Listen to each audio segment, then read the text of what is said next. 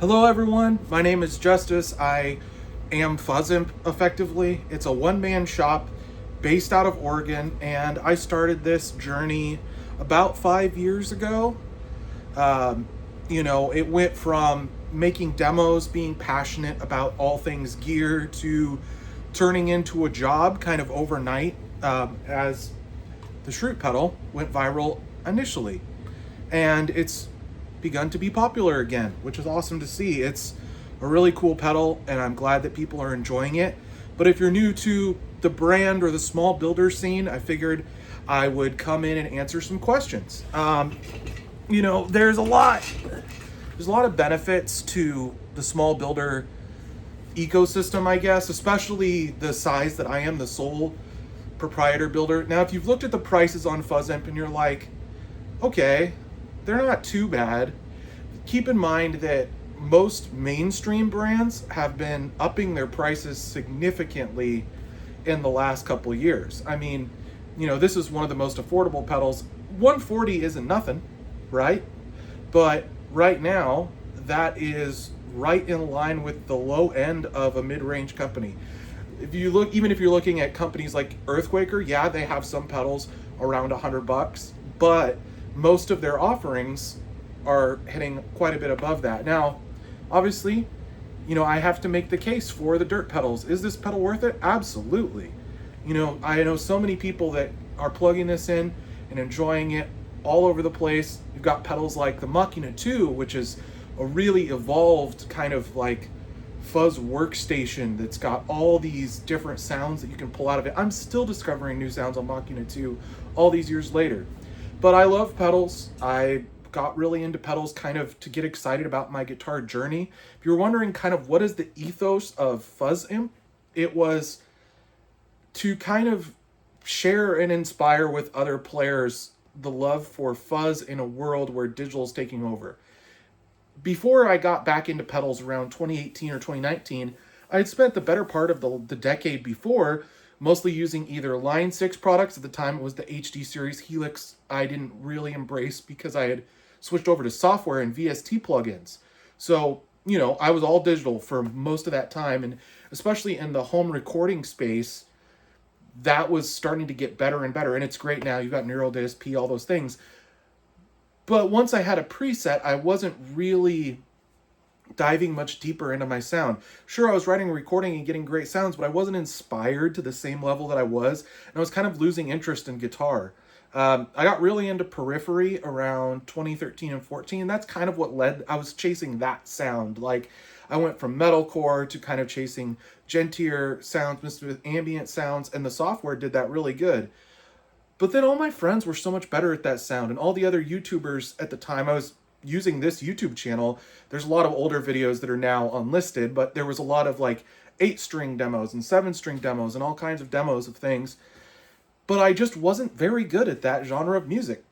I really tried to be. I really tried to be something that I wasn't, and over time I kind of lost interest in it and really started to lose interest in guitar. I went through some life resets. I had a job that I'd been working for a long time, was starting to make okay money, and that's how I was affording all this gear. And then got to a desk job position, which should have been the dream, making the most I had ever made. And then I got laid off / quit because it was kind of, if I hadn't quit, I was probably going to get laid off kind of a thing. Because I had really just kind of lost my way, I guess. Really wasn't invested in work, and then life was just not going right. And it's kind of like rebuilding myself and life out of that event, like that series of decisions. I started to get excited about guitar and music again. I was like, well, let's go back to basics. Let's go back to what really brought me joy in the first place. And one of the ways I did that is I actually reviewed and made guitar videos of cheap Amazon pedals. This is what I could afford at the time. I went back to construction and I started getting really into pedals. And as a byproduct of that, I made a friend, his name is Brandon, who has had a couple pedal companies and worked at small builders, and he was making some really cool stuff. And I had no interest in fuzz pedals. I had interest in fuzz pedals when I was young, when I was really into pedals in the early 2000s when I was first getting started on guitar. But it had been a while since I'd really gotten into boutique. And what I found by getting on Instagram and starting to go down this whole pedal journey was that the small builder stuff wasn't that much more than the budget pedals. At the time, you could find, I'm talking about builders that didn't even have a website at the time. You know, it was getting easier and easier to, like, Shopify was a little bit later, but like some of these builders, the only way you could get a pedal was like DMing with them and sending them money via PayPal. It wasn't a lot for some of this stuff. And then it turned into where they liked how I was making video demos at the time. And so I started getting pedals and trade for the videos. And then some of the videos started selling pedals. And so I started getting money on top at the very end. And that was all really super cool. Along the way, I met people like Dirty Haggard, Nick. Dirty Haggard Audio is from the area. He's really super cool, makes a lot of really cool products. Did some really cool work with him. And a bunch of other industry friends that brought me a lot of connections and helped me get started. Demonic Machines was one of my friends, Lucky, that kind of, I think, was the first custom board PCB that I ever ordered. So as a byproduct of doing these small builder demos, I decided to build a kit.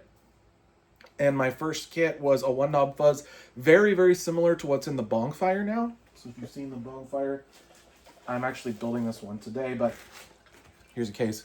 The Bonfire Dark Souls themed fuzz. One knob fuzz circuit that's really cool. A lot of builders do a version. But anyway, that first kit sounded so good that I was like, I'm just going to do this. And at the time I was in transition from the housing situation I had been in for a long time. I was going out solo on my own and I really needed the extra money. And it all kind of came together at once. I built that kit, sold off a 100+ pedal collection. I had made it a goal online to collect 50 fuzzes. This was in 2020, between like summer and winter, and I did it. I got 80 different fuzz pedals, and I sold all of them. I sold absolutely everything I owned at the time, and I bought parts. And there was this big moment when, because my first kit worked good, but then I did all these other DIY projects and a bunch of them didn't work. And even the first pedal I sold was like a pedal PCB kit or a board, and I built it out. And the guy had issues with it, like right off the bat. And I was like, I don't know if I can do this. But I kept working at it, and I kept working at it, and I learned how to build and learned how to solder. And fast forward, there was a really pivotal kind of early moment in 2021. The company was actually called Fuzz Imp, which was the name of my Instagram page at the time. And yeah, I kind of stumbled into the idea of the Shroot. I had seen, you know, for a small builder, it's kind of hard to find something that people will buy because they're not going to be able to test it out first. You're such a small builder, you're not in stores. You know, maybe you have some demos, which was the one thing I was okay at the time. And anyway, I had been seeing stuff around. I was like, no one does a Dwight themed pedal. I was like, Office is my favorite show for ages and ages. And I was like, why don't I do a Dwight themed pedal? And I took a circuit that I had been doing at the time. It's called the Crusher.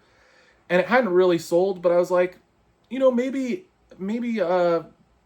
put a Dwight on a pedal and it'll do something.